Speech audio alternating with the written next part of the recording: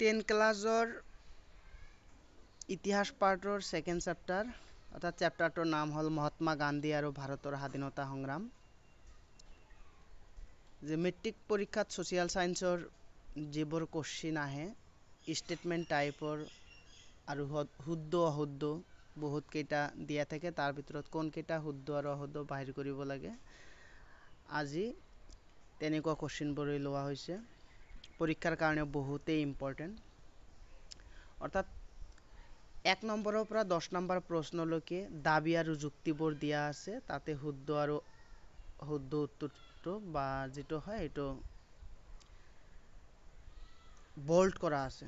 অৰ্থাৎ শুদ্ধ অপশ্যনটো দিয়া নাই, ABCD অপশ্যনটোৰ ভিতৰত যিটো শুদ্ধ অপশ্যন সেইটো বোল্ড কৰা হৈছে। প্ৰথম 1 নম্বৰ কোশ্চিনটো আছিল দাবী আৰু যুক্তি। দাবী আছিল যে গান্ধীজীয়ে চম্পাৰণ আন্দোলন আৰম্ভ কৰিছিল, অৰ্থাৎ চম্পাৰণ সত্যাগ্ৰহ আন্দোলন আৰম্ভ কৰিছিল। যুক্তি আছে চম্পাৰণত কৃষকসকল ইংৰাজৰ অত্যাচাৰ পীড়িত আছিল। অপশ্যন ABCD দিয়া আছে। এত দিয়া আছে এ মানে দাবী আৰু R মানে যুক্তি, দাবী আৰু যুক্তি সঠিক। বিত আছে দাবী সঠিক মানে এ সঠিক R ভুল, R মানে যুক্তি ভুল। সিত দিয়া আছে এ ভুল, এ মানে দাবী ভুল, R অর্থাৎ যুক্তি সঠিক। আৰু ডিত দিয়া আছে এ আৰু R দুয়ো ভুল, অৰ্থাৎ দাবী আৰু যুক্তি দুয়োটাই ভুল। ইয়াত শুদ্ধ অপশ্যনটো হ'ব এ নাম্বাৰ অপশ্যন, অৰ্থাৎ দাবী আৰু যুক্তি দুয়োটাই সঠিক। দ্বিতীয় নাম্বাৰ কোশ্চেন, দাবী অৰ্থাৎ এ দিয়া আছে গান্ধীজী অহিংসা আৰু সত্যাগ্ৰহক স্বাধীনতা সংগ্ৰামৰ অস্ত্ৰ হিচাপে ব্যৱহাৰ কৰিছিল। যুক্তি অৰ্থাৎ আৰত দিয়া আছে তেওঁ বিশ্বাস কৰিছিল যে নৈতিক শক্তিয়ে ৰাজনৈতিক শক্তিক পৰাস্ত কৰিব পাৰে। ইয়াত ABCD 4টা অপশ্যন দিয়া আছে, অৰ্থাৎ এই 4টা অপশ্যনৰ ভিতৰত সঠিক অপশ্যনটো হ'ল এ অৰ্থাৎ দাবী আৰু R অৰ্থাৎ যুক্তি সঠিক, আৰু R অৰ্থাৎ যুক্তিৰে নহয় যুক্তি এ হ'ব, এৰ ব্যাখ্যা কৰে, অৰ্থাৎ এৰ সঠিক ব্যাখ্যা কৰিছে, অৰ্থাৎ এ নাম্বাৰ অপশ্যনটো শুদ্ধ হ'ব। সি নাম্বাৰ অপশ্যনত দিয়া আছে দাবী এ যুক্তি R। গান্ধীজী 1920 চনত অসহযোগ আন্দোলন আৰম্ভ কৰিছিল। আমি সকলোৱে জানো গান্ধীজী 1920 চনত অসহযোগ আন্দোলন আৰম্ভ কৰিছিল, গতিকে দাবীটো শুদ্ধ। যুক্তি আছে ৰলাট হৈ আছে, ইয়াত আচলতে ৰাওলাট হ'ব। ৰাওলাট হত্যাকাণ্ডই দেশবাসীক কঁপাই তুলিছিল। ইয়াত শুদ্ধ অপশ্যনটো এ আৰু R দুয়োটা সঠিক, অৰ্থাৎ দাবী আৰু যুক্তি দুয়োটাই সঠিক। 4 নম্বৰ কোশ্চিনত দিয়া আছে দাবী আৰু যুক্তি দুয়োটা। দাবীত আছে খিলাফত আন্দোলনক যাক গান্ধীজীয়ে সমৰ্থন কৰিছিল, আৰু যুক্তিত দিয়া আছে গান্ধীজীয়ে হিন্দু আৰু মুছলমানৰ ঐক্য শক্তিশালী কৰিব বিচাৰিছিল। ইয়াতো বি নাম্বাৰ অপশ্যনটো সঠিক, যে দাবী আৰু যুক্তি দুয়োটাই দাবী সঠিক।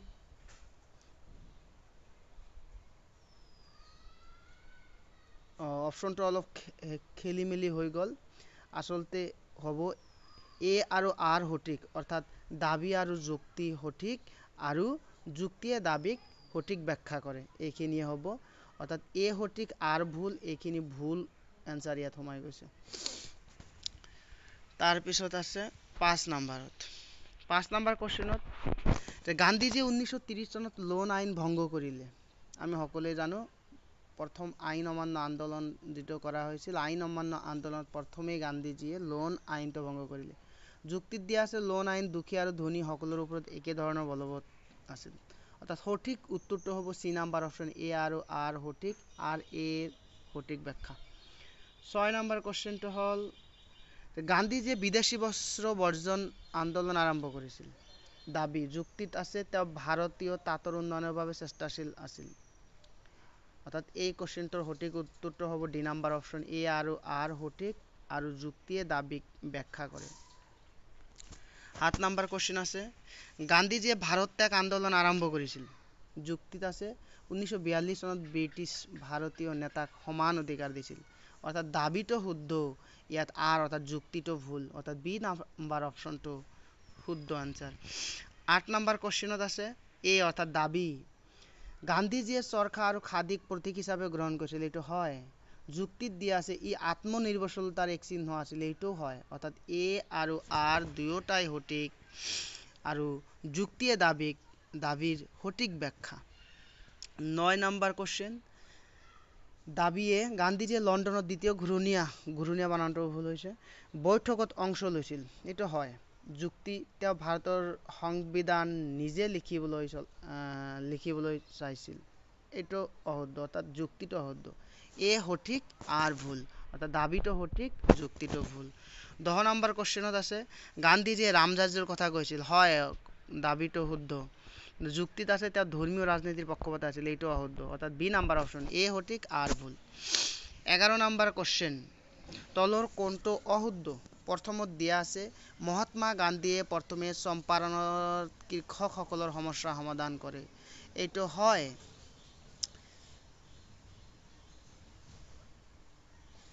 দ্বিতীয় নাম্বাৰ, গান্ধীয়ে ভাৰতীয় কংগ্ৰেস দলৰ প্ৰতিষ্ঠাতা আছিল। অসহযোগ আন্দোলন 1942 চনত আৰম্ভ হৈছিল। আৰু 4 নম্বৰত আছে গান্ধীজী দক্ষিণ আফ্ৰিকাত ব্ৰিটিছৰ বিৰুদ্ধে অস্ত্ৰসজ্জিত আন্দোলন চলাইছিল। কোশ্চিনটো হ'ল তলৰ কোনটো অশুদ্ধ? অশুদ্ধ কোনটো হয়?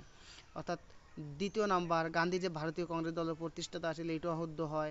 তৃতীয় নাম্বার, অসহযোগ আন্দোলন 1942 চনত, এইটো অশুদ্ধ হয়। চতুৰ্থ নাম্বাৰ, গান্ধীজী দক্ষিণ আফ্ৰিকাত ব্ৰিটিছসকলৰ বিৰুদ্ধে অস্ত্ৰসজ্জিত আন্দোলন চলাইছিল, অৰ্থাৎ সত্যাগ্ৰহ আন্দোলন চলাইছিল, কিন্তু অস্ত্ৰসজ্জিত আন্দোলন চলোৱা নাছিল, অৰ্থাৎ বি নাম্বাৰ অপশনটো সঠিক এনসাৰ হ'ব।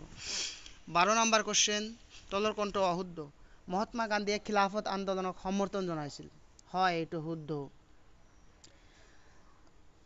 বি নাম্বাৰ, গান্ধীজী 1930 চনত লোন সত্যাগ্ৰহ চলাইছিল, এইটোও শুদ্ধ। Gandhiji do or die slogan Bharat ত্যাগ আন্দোলন দিছিল, এইটোও শুদ্ধ। গান্ধীজী স্বাধীন ভাৰতৰ প্ৰথম প্ৰধানমন্ত্ৰী আছিল, এইটো শুদ্ধ, অৰ্থাৎ কোশ্চেন মতে ডি নাম্বাৰ অপশনটো শুদ্ধ। 13 নাম্বাৰ কোশ্চেনত দিয়া আছে তলৰ কোন দুটা শুদ্ধ?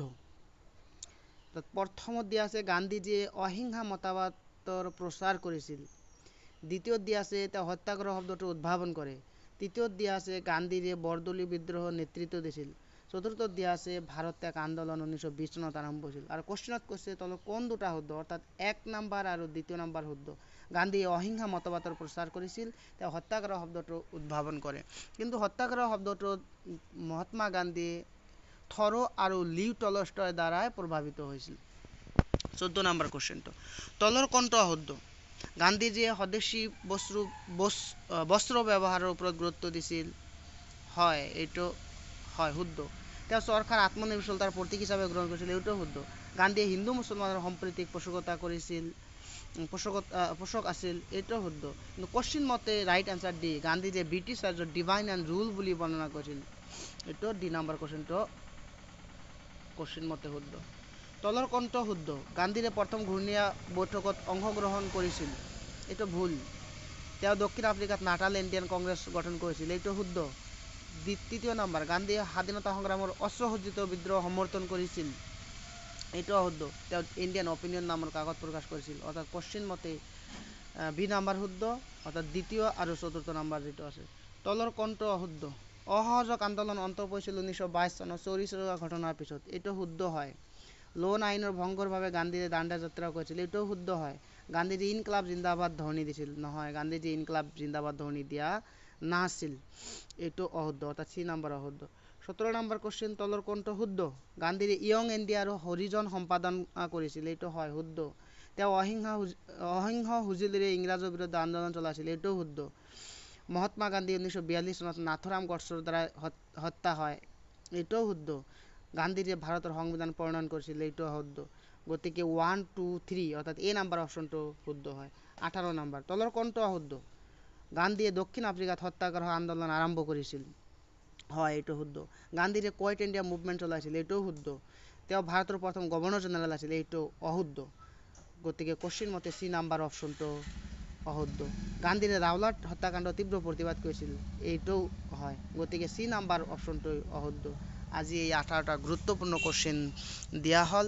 যদি অলপ ভালকৈ লক্ষ্য কৰা তেনেহ'লে হয়তো মেট্ৰিক পৰীক্ষাত ইয়াৰ পৰা